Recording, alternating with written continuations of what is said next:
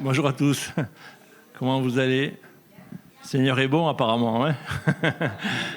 Le Seigneur, il veut faire des bonnes choses et il veut nous guérir des maladies. Mais parfois, il n'y arrive pas. Parfois, le Seigneur, il n'y arrive pas à guérir. Et pourtant, il est tout-puissant et pourtant, il est le Dieu qui guérit. Et il guérit toutes les maladies. Alors, si Dieu n'arrive pas à guérir, ça ne vient pas de lui. Ça ne vient pas de lui, c'est que ça vient de nous. Là, il n'y a pas d'autre possibilité. Le message, c'est qu'est-ce qui t'empêche d'être guéri aujourd'hui? Et on va lire un passage dans l'Ancien Testament. On va voir cet homme qui a finalement été guéri, mais ça a été un chemin. Ça a été un chemin et il aurait pu passer à côté de cette guérison. Je vais nous encourager à ouvrir nos Bibles et je vais inviter Françoise pour faire la lecture. Le passage est assez long. Donc dans le 2 Rois, deuxième livre des Rois, au chapitre 5, à partir du verset 1, on ira au verset 14. 2 Rois, chapitre 5, à partir du premier verset jusqu'au verset 14. C'est bon pour toi, Françoise? Bonjour.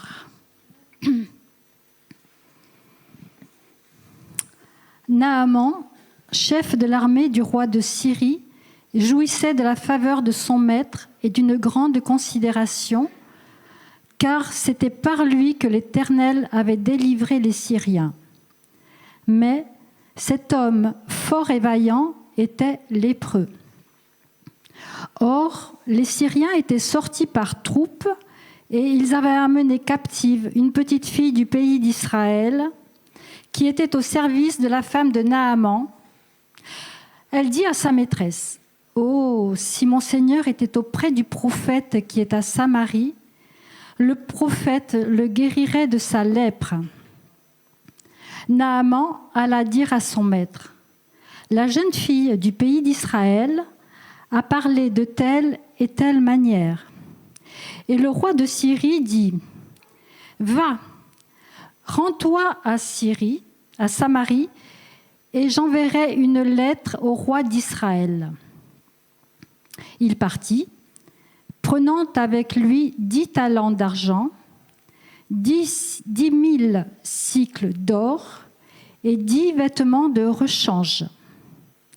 Il porta au roi d'Israël la lettre où il était dit : « Maintenant, quand cette lettre te sera parvenue, tu sauras que je t'envoie Naaman, mon serviteur, afin que tu le guérisses de sa lèpre. »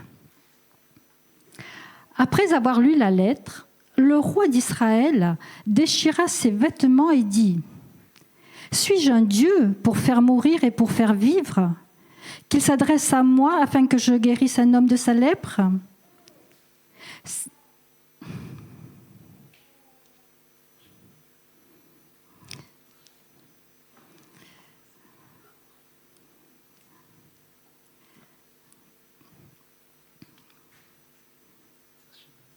Sachez donc et comprenez qu'il cherche une occasion de dispute avec moi. Lorsqu'Élisée, homme de Dieu, apprit que le roi d'Israël avait déchiré ses vêtements, il envoya dire au roi : « Pourquoi as-tu déchiré tes vêtements ? Laisse-le venir à moi, et il saura qu'il y a un prophète en Israël. » Naaman vint avec ses chevaux et son char, et il s'arrêta à la porte de la maison d'Élisée. Élisée lui fit dire par un messager : « Va et lave-toi 7 fois dans le Jourdain. Ta chair redeviendra saine et tu seras pur. » Naaman fut irrité et il s'en alla en disant : « Voici, je me disais, il sortira vers moi, il se présentera lui-même, il invoquera le nom de l'Éternel son Dieu, il agitera sa main sur la place et guérira le lépreux. Les fleuves de Damas, l'Abana et le Parpar, ne va-t-il pas mieux que toutes les eaux d'Israël ? Ne pourrais-je pas m'y laver et devenir pur ? Et il s'en retournait et parlait avec fureur. Mais ses serviteurs s'approchèrent pour lui parler et lui dirent : « Mon père, si le prophète t'eût demandé quelque chose de difficile, ne l'aurais-tu pas fait ? Combien plus dois-tu faire ce qu'il t'a dit ? Lave-toi et tu seras pur. » Il descendit alors et se plongea 7 fois dans le Jourdain, selon la parole de l'homme de Dieu. Et sa chair redevint comme la chair d'un jeune enfant, et il fut pur. Merci Seigneur pour ta parole. Amen. Merci Françoise, alléluia. Quelle histoire, waouh. On a beau être fort, puissant, riche, avoir une grande intelligence, avoir beaucoup de choses dans sa tête bien faites, pensant finalement que ça va se passer comme ça, avoir une stratégie parce que Naaman quand même c'est un homme formidable. Vous croyez pas ? Général. L'homme il était quand même général, chef de l'armée du roi de Syrie. Excusez-moi du peu, c'est quand même le numéro 1 au final. Hein. C'est-à-dire qu'en dessous de lui, il devait y avoir des centaines, des milliers, des dizaines de milliers, et voire même plus. Et tout c'était à son commandement. Et il avait beaucoup de victoires en plus de ça. Parce qu'on peut être général, et si on n'a que des défaites, au final, c'est pas terrible. Mais non, non seulement lui, il est général de l'armée, et en plus, ils ont des victoires. Et du coup, le roi de Syrie, lui, il y avait une grande considération. Il le considérait parce qu'il avait eu des victoires, comme je viens de dire. Mais il y a toujours un petit mais dans cette histoire. Cet homme était lépreux. Alors, cet homme était lépreux, je me suis posé la question, est-ce qu'il avait vraiment la lèpre ?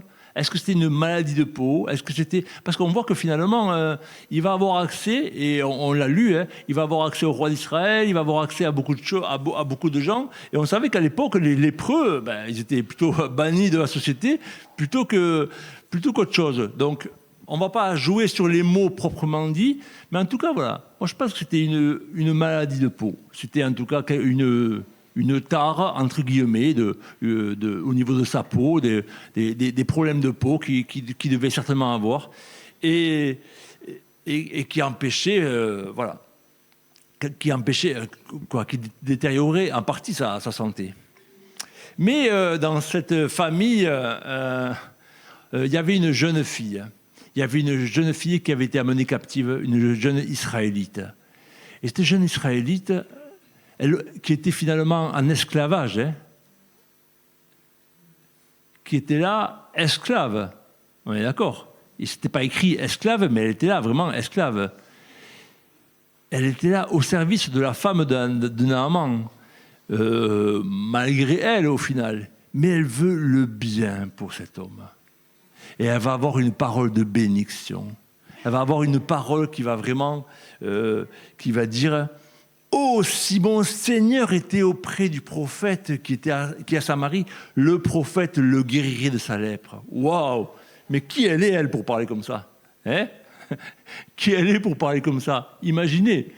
Si ce n'est pas une révélation, si c'est une parole de foi, en tout cas. Peut-être que avant d'être captive en Israël, elle avait su ce que Élisée avait fait avant. Peut-être qu'elle avait appris par rapport à la Sunamite. Et on l'avait vu l'autre jour où la Sunamite elle avait eu un fils et puis le fils était mort. Vous vous rappelez de l'histoire? Et puis le prophète Élisée était venu et il a ressuscité le fils de la Sunamite. Ça, c'était le chapitre avant, vous le lirez, au chapitre 4 des Rois. Peut-être qu'elle avait su cette histoire-là et elle s'est dit « Waouh, mais c'est un homme de Dieu, un homme puissant, un homme que Dieu utilise pour sa gloire. Alléluia !» Et elle veut le bien de Naaman. Elle veut dire, oh, mais si il va le voir, je sais qu'il va se passer quelque chose, il va être guéri. Et parce que le prophète peut le guérir et va le guérir. Alléluia.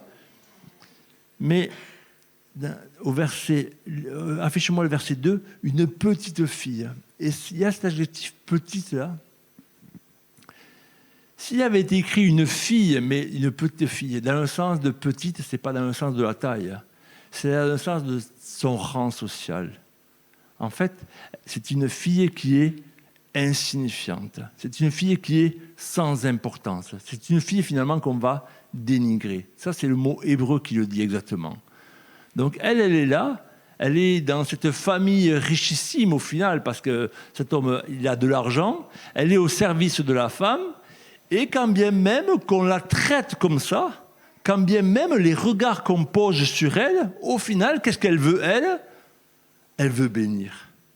Au final, elle veut faire du bien. C'est extraordinaire, hein ?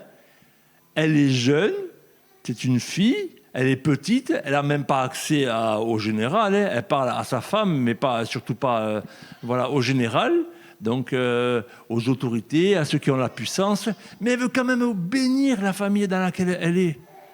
Elle appelle la bénédiction. Waouh! Ah, voilà comment elle va parler. Du coup, là, on imagine que la femme de Naaman va discuter avec son mari, et Naaman va aller voir son maître, le roi de Syrie. Le roi de Syrie lui parle comme ça. Voilà comment la jeune fille a parlé de telle et telle manière.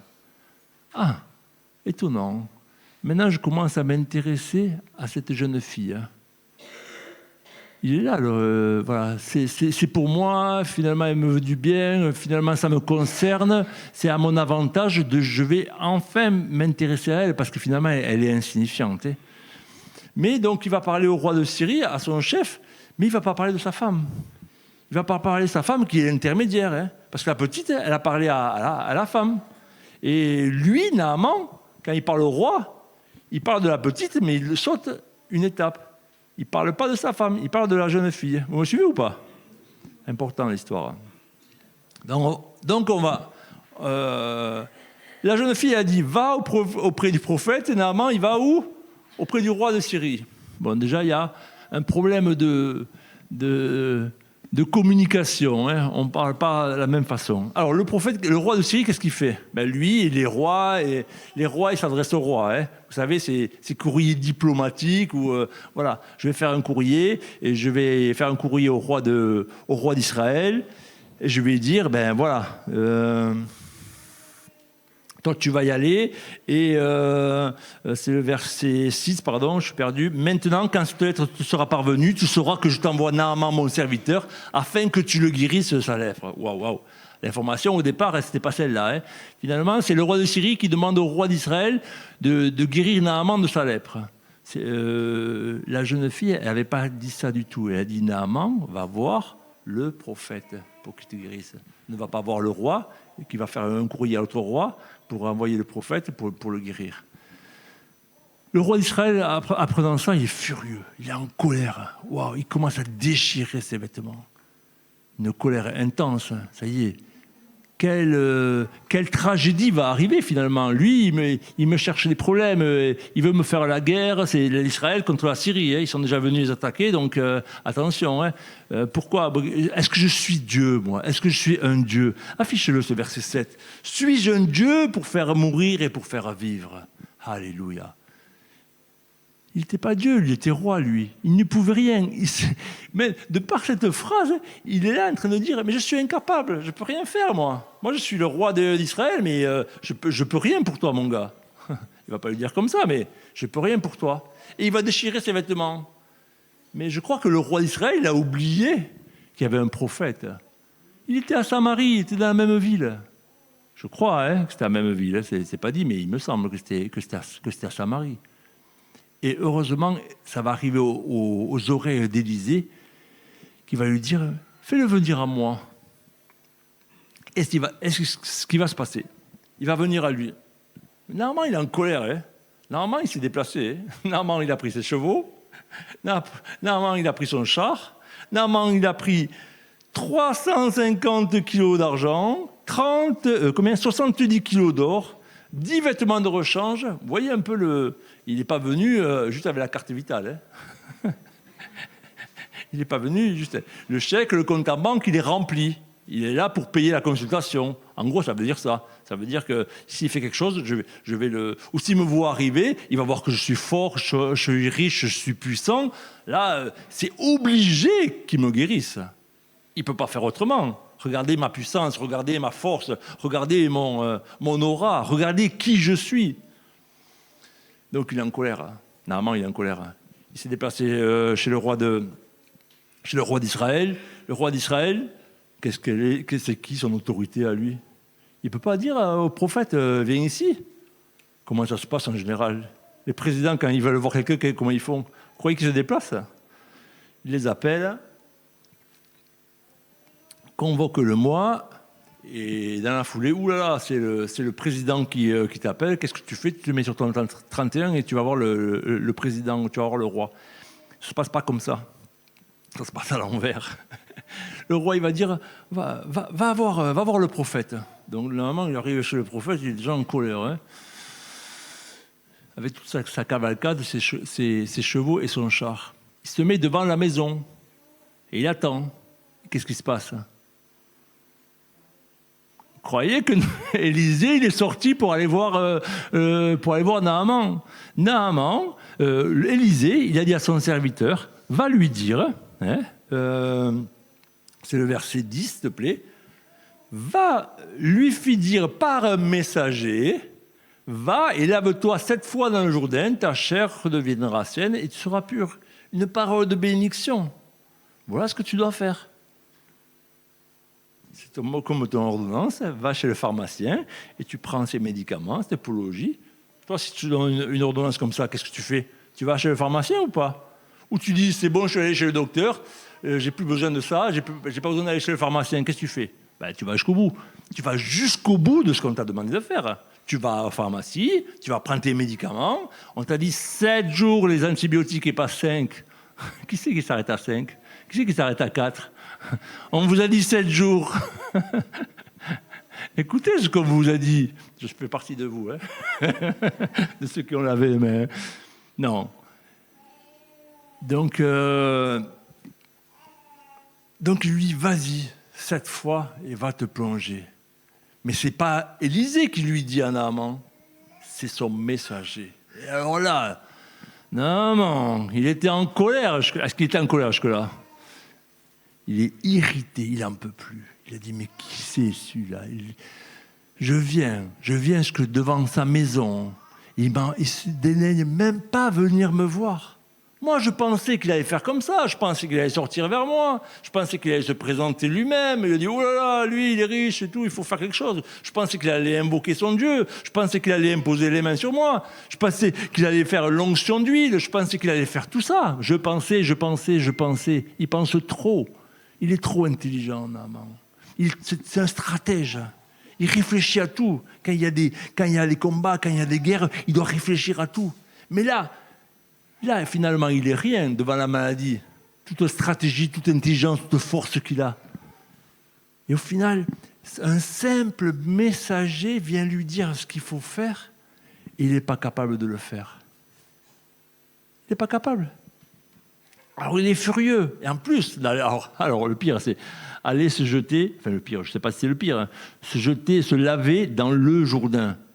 Alors, je ne sais pas si vous savez, mais le Jourdain, c'est pas beau. Hein. Le Jourdain, il y a des endroits, c'est un peu boueux, c'est un peu vaseux. Je ne dis pas que c'est partout comme ça, dans tout le cours du Jourdain. Mais en tout cas, voilà. Lui, il vient de Syrie, il vient de Damas. Il y a 2 fleuves magnifiques là-bas. L'eau, elle est belle, elle est pure, elle est cristalline. Waouh, c'est beau, j'ai envie de me baigner comme les eaux en Corse. Tu sais, quand tu vas à la rivière, tu fais waouh, là, c'est trop beau. Là, je vais plonger. Là, c'est sûr qu'il va se passer quelque chose pour moi. Mais je préfère aller à Damas. Ça sert à rien d'aller dans cette eau boueuse-là. Donc, il est irrité, il est en colère, il est furax. Il n'en peut plus. Mais heureusement, auprès de lui, il y avait quand même des serviteurs qui étaient là. Des serviteurs, je ne sais pas s'il les considérait beaucoup, mais il voulait, en tout cas, comme la petite fille, le bien pour cet homme. Il lui dit, mais si on t'avait demandé quelque chose de difficile, est-ce que tu l'aurais fait? Tu es venu avec tes chevaux, tu es venu avec ton char, tu es venu avec ton or et ton argent. Non seulement tu l'aurais fait, mais là, c'est facile. Juste lave-toi 7 fois. Plonge-toi 7 fois. 7 fois et tu seras pur. Alléluia. À ça près. Il s'en va. Il rentre chez lui, il n'est pas guéri. À ça près. Heureusement, il est rentré en lui-même. Heureusement, il a pris conscience. Il dit, peut-être que, comme c'est eux qui me parlent, enfin, je vais quand même le faire. je vais quand même y aller. Il descendit, se plongea 7 fois dans le Jourdain, selon la parole de l'homme de Dieu, c'est verset 14. Et sa chair redevint comme la chair d'un jeune enfant, et il fut pur. Waouh!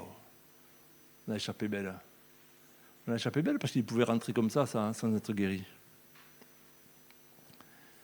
Dans ce cheminement, depuis le départ jusqu'à sa guérison, il y a beaucoup d'intermédiaires. Ça commence par une jeune fille. Et moi, je crois que c'est mon opinion, c'est mon avis. Ça ne tient qu'à moi. Pourquoi il a plongé 7 fois? Vous allez me dire, il aurait pu plonger une seule fois, ça suffisait. Mais je pense qu'il y avait un tel entêtement, un tel orgueil chez cet homme qu'il fallait qu'il soit brisé. Jésus pouvait le guérir tranquillement. Ce n'est pas Jésus, c'est l'Ancien Testament, mais avec Jésus, c'est pareil. Jésus, il te dit, sois guéri et tu peux être guéri. Jésus, il peut poser la main sur toi et tu peux être guéri maintenant. Jésus, il peut te dire juste, fais ça. Il va dire aux lépreux, allez vous montrer au sacrificateur, les 10 lépreux. Et pendant qu'ils font le chemin pour aller se montrer au sacrificateur, au final, ils se voient guéris. Il n'y en a qu'un seul qui revient vers Jésus pour être guéri. Donc juste une seule parole, juste un seul mot, une seule... Mais là, 7 fois, Naaman avait besoin d'être plongé dans le Jourdain. Pourquoi 7 fois? Pour se repentir de tout ce qu'il a fait. À cause des 7 personnes qui ont servi à le bénir. Alors, qui sont ces 7 personnes? Ça a commencé par qui? Par la petite israélite qui est en esclavage. C'est pas dit le mot, mais elle est au service. Ils l'ont amenée captive de chez elle, ils l'ont prise, et là, elle est au service. Et elle, qu'est-ce qu'elle fait? Je l'ai dit tout à l'heure, elle veut le bien pour Naaman. Elle veut le bénir. Mais elle, c'est une petite, c'est une Katan, Q-A-T-A-N, c'est un mot hébreu, Katan pour dire insignifiante. Toi, tu es insignifiante. Tu me considères comme insignifiant, mais moi, je veux te bénir. J'appelle la bénédiction. C'est elle l'élément déclencheur de l'expédition de Naaman jusqu'à sa guérison. Et on peut imaginer, peut-être dans la tête d'Élisée, dire pour la petite fille, tu vas te plonger une fois dans le Jourdain. Ça, c'est ton premier plongeon. Et alors, qui sont les suivants? Après, il y a eu sa femme. Sa femme, heureusement qu'elle a été là. Parce que la petite fille, on rappelle, elle a parlé à la femme. Et la femme a parlé à Naaman, à son mari. Heureusement qu'elle a été là pour lui transmettre ce message, un message de bénédiction. Va faire ce qu'elle a dit. Mais, donc cette femme, elle a su l'écouter. Elle a su tenir compte de la vie de cette jeune fille. Mais Naaman, lui, il n'a pas écouté. Et puis il a même dédaigné un peu sa femme, parce que quand il va rapporter les paroles au roi de Syrie, il ne va pas parler de sa femme. Il va dire, voilà comment a parlé la jeune fille. Donc le deuxième plongeon, c'est pour la femme de Naaman. Tu n'as pas considéré ta femme. Des fois, tu n'écoutes pas ta femme. Qui c'est qui n'écoute pas sa femme des fois? Amen, elle est là. Marie, écoutez vos femmes. Hein. Vraiment. Sérieusement. Va te plonger dans le Jourdain, va demander pardon pour les fois où tu n'as pas écouté ta femme. Tu m'entends? Alléluia. La troisième personne, c'est... Alors, ce n'est pas le roi de Syrie. Le roi de Syrie, il ne fait pas partie, pour moi, des 7. Le roi de Syrie ne fait pas partie des 7 parce que Naaman n'a pas à demander pardon pour le roi de Syrie. Parce qu'il est considéré, il a une place élevée, il a un grade, il est au-dessus de tout, il est bien vu. Donc, il ne se passe rien. Donc, on va laisser le roi de Syrie, on va passer directement au roi d'Israël. Va demander pardon au roi d'Israël. Naaman, il s'est mis en colère après le roi d'Israël. Il est venu le voir, et l'autre, il a eu peur, il a déchiré ses vêtements, il a dit, qu'est-ce qui se passe avec toi? Il a cru que c'était une attaque. Et Naaman va sortir de chez le roi d'Israël et va être furieux, parce qu'il pensait qu'il avait l'autorité d'appeler le prophète et de dire, viens, viens au palais du roi et viens guérir Naaman. Il aurait pu comme ça. Mais non, il est furieux. Naaman, il est furieux après le roi d'Israël parce que le roi d'Israël l'a envoyé chez Naaman, chez Élisée. Vous me suivez ou pas? Donc Élisée va lui dire, va demander pardon, va te plonger une troisième fois pour le roi d'Israël. D'accord? Tu l'as méprisé.